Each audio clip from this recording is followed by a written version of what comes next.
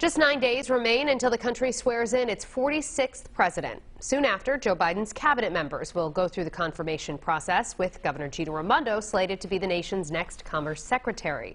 12 News reporter Kim Kalunian spoke with an expert about what life will look like for Raimondo in the coming weeks and months. Kim?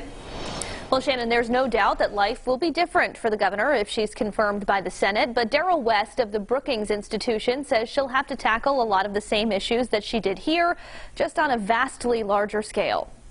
Thank you for this chance. As Commerce Secretary, everything that's related to the economy will fall under Governor Gina Raimondo's purview. Her job is to help companies find jobs, to develop trade relations with other countries, and to really promote economic development across the board.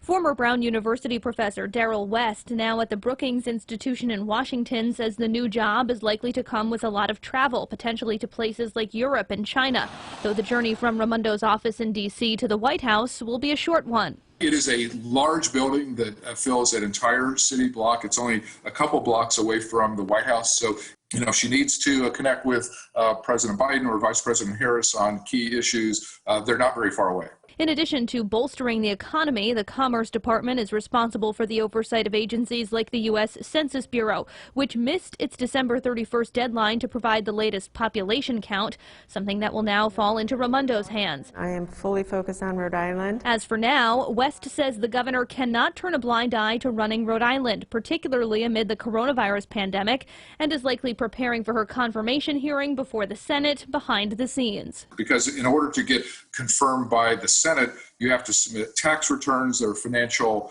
disclosure forms. There's just a lot of detail. In an interview with politics editor Ted Nesi on Monday, Senator Sheldon Whitehouse says it could take months after Biden's inauguration for Raimondo to be sworn in. Commerce, important though it is not as urgent as the Attorney General, the Secretary of Defense, Secretary of the Treasury, and so forth. So with all of that said, but with things likely to go smoothly, I would say March to April is probably a very safe bet. Now, Raimondo and her successor, Lieutenant Governor Dan McKee, have yet to speak with local reporters in the wake of Raimondo's nomination, but we are expecting to hear from them both later this week. Live in studio, I'm Kim Kalunian, 12 News.